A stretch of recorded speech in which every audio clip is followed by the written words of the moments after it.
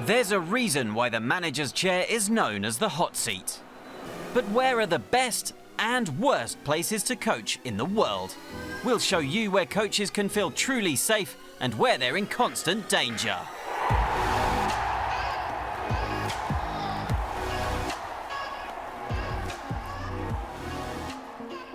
This is the life from the coach, because they cannot send 10 players every.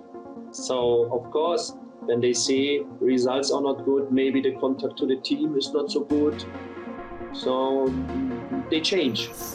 That was Thomas Doll, who has managed clubs all over the world, but he's probably best known for his time at Borussia Dortmund, who he coached for 14 months in 2007 and 2008, after taking Hamburg into the Champions League.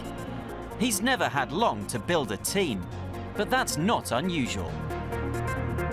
Here are just a few of the heavyweights who have sent managers packing, even quicker than that. Bayern Munich, Real Madrid, Manchester United, Liverpool, Barcelona, Arsenal, and Juventus. A survey from the CIES Football Observatory studied 110 leagues in 79 countries and found that the average managerial reign worldwide was even shorter, just over 15 months. I came to the Bundesliga, from 1 year later Italy, back Germany, then one day Hungary, Turkey, Saudi Arabia also for 8 months, in Cyprus some months now, and my back is always ready. Patience and trust are hard to find, but not impossible. The best job security in the world is offered by the Welsh Premier League, where coaches last an average of 943 days. The Welsh League's figure would be a lot lower without Colin Caton.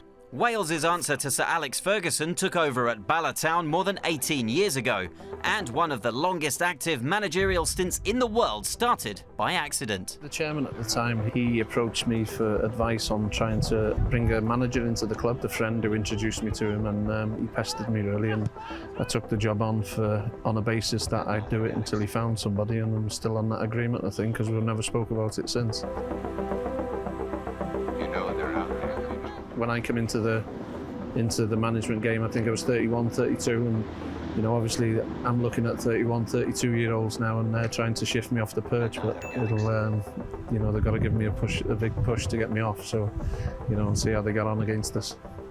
The Bala boss has led his part-time squad from the tiny town in the Welsh Valleys to European football. Bala had been playing in local amateur leagues for more than a century until Caton took them to the second division soon after arriving.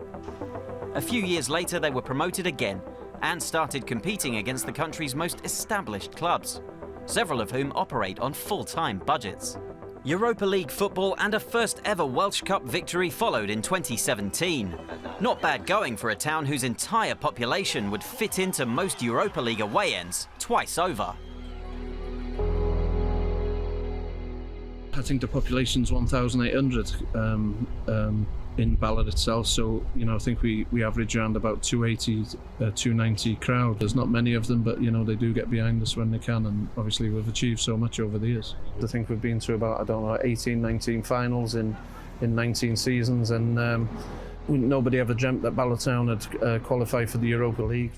Caton has helped build his club up in a literal sense, helping to overhaul the stadium, something even Ferguson never did. Yeah, I don't think he's shoveling tarmac and stuff, yeah, but it's good, you know, that's the way we are. We all help out here, and there's, you know, it's not a team effort, it's a club effort. I'm in the construction game, so, you know, I helped them out and advised them, and obviously went down there and voluntarily helped, really, because it was a committee of about 30 people who were just so enthusiastic. It was difficult not to help them out, really. Over the border in England, perhaps surprisingly, the Premier League is the most stable home for managers among Europe's Big Five, coming in 11th overall. Then come La Liga and Ligue 1, followed by Italy's Serie A. And the most impatient of the big European leagues, Germany's Bundesliga. But things are even more precarious in South America, where top-flight bosses in Argentina and Brazil are lucky to get 6 months. And in Turkey's second division, called the First League, managers last for an average of just 124 days, or about 4 months. Deniz Kolgu knows the rapid hire and fire culture only too well. burada kesinlikle yönetici profili ve tekrar söylüyorum Türkiye'ye daha oturmamış ve oturması çok uzun zaman alacak sportif direktörlük müessesesi teknik adamlara bu fırsatı vermiyor. Yani düşünebiliyor musunuz? Kendi hazırlamadığınız bir malzemeyle bir yemek yapmaya çalışıyorsunuz. Belki kendiniz hazırlasanız kullandığınız sebzeler bile farklı olacakken bir anda önünüze bir mutfak hazırlanıyor. Diyor ki size işte domates, biber, kabak, patlıcan bundan yemek yap. Siz de diyorsunuz ki hayır ben bu yemeği bunlarla yapamam. Yani oyuncu seçiminde söz hakkı olmadığı için sizden direkt başarı istendiği için siz de bunu sağladınız. He speaks from experience. Kolgu managed 5 Turkish clubs between 2015 and 2019, with his longest stay lasting only 26 matches. The shortest was just 15 games. It's a whirlwind and life can change dramatically at any moment. Kolgu believes there are particular cultural and financial factors at play here. Türkiye'de teknik adamlık yapmak sadece sahanın içini yönetmek anlamına gelmiyor. Özellikle şehir kulüpleri. Yani bir anda oranın en büyük mülk amirinin yani valisi, belediye başkanı, kaymakamından sonra gelen bir lider oluyorsunuz. Çünkü futbol peşinden kitleleri sürükleyen bir oyun biliyorsunuz. The pressure in Turkish football is relentless and the expectation enormous. Şimdi tabii ki çok zor ama yönetmek zorundasınız. Bir kere Türkiye'de bu işi yapıyorsanız sadece futbolu bilmeniz yeterli değil. Ekonomiyi bileceksiniz, psikolojiyi bileceksiniz. İnsan yönetmeyi bileceksiniz her şeyden önce. Çünkü kırılgan bir yapı. So in Turkey, job security is close to the worst in the world. But here in the Welsh Premier League, where managers get the most time, Colin Caton thinks there are specific reasons why he and Bala have made it this far. The lads that we bring in have got to be a special kind of lad, you know, they've got to buy into what we do as a club and they've got to put something back into the community. My son's grown up behind the goal there and my coach, Steve Fisher, his son's grown up behind the goal. So, you know, when my son started watching Ballard, he was 1 in a pram and now he's 17 and still shouting us on really, and same with Steve's lad as well. In Wales, the focus is on education, development and stability rather than instant success.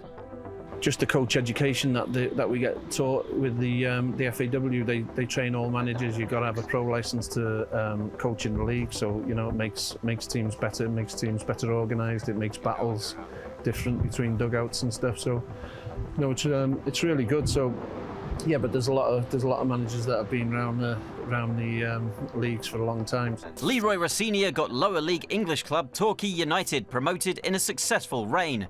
But when he was rehired later, he lasted just 10 minutes. The club were taken over by new owners moments after he was hired, and they wanted their own man. Blink and you'd miss it. A couple of years later, German coaching journeyman JÖRG BERGER was given 1 game to keep Arminia Bielefeld in the Bundesliga. A draw with Hanover meant he didn't succeed. He was relieved of his duties 5 days after he started. It was to be his last job in the game. It even happens to the greats. Brian Clough won the English League title with Derby County and the European Cup twice with Nottingham Forest. But in between he managed Leeds United. Soon after arriving there, he told his players they could throw the medals they'd won in the bin because they'd won them by cheating under his predecessor Don Revie. He lasted 44 days. So why is there so little patience for managers? I think the patience from a lot of people in the club and a lot of people, they don't understand about football. They have no patience.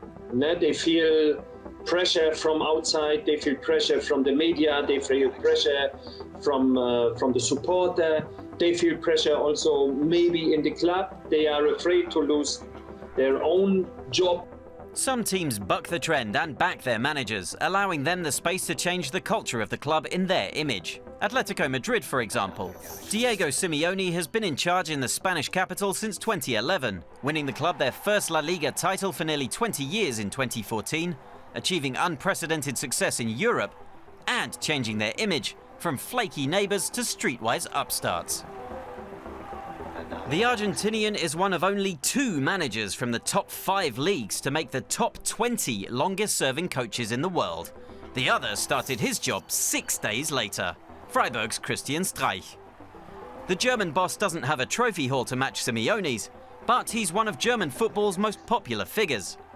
A sense of humour, decency, and some passionate touchline antics make him a club icon. And Freiburg continue to overachieve. And he's not the first long-termer at Freiburg. Volker Finke holds the German record for longest spell in the top job, spending 16 years in charge. They stick with their man in the Black Forest. There are also coaches like Pep Guardiola and Jürgen Klopp, who have enjoyed successful careers without ever getting sacked. Colin Caton is one of them, and he's not far from becoming the world's longest-serving manager. That title is currently held by Bruno LUZI of Chambly in the French second division. He's been in charge for almost 20 years, but for the Ballerboss, it's not all about breaking records. I've got a son who's playing full-time at the moment, so you know, it hurts me a little bit when I watch him, so there'll come a time when I've got to go and watch him and support him as well, but he'd be heartbroken if I packed this in as well, because he still makes a lot of the Friday night games because he plays on the Saturday. So we'd have to weigh a lot of things up, but you know, I'm privileged to get to this stage in the situation that I'm in, and obviously because it's a cutthroat business, and obviously Ballard haven't been cutthroat, and I don't think they've needed to be. Patience has been rewarded in Baller, just as it has in Madrid and in Freiburg. But Caton, Simeone and Streich are clearly exceptions. Most of the time it's instant success or the sack. Football's overall trend is one of constant coaching change. Managers like Jose Mourinho and Carlo Ancelotti have built careers on making relatively short-term repairs before moving on to the next project.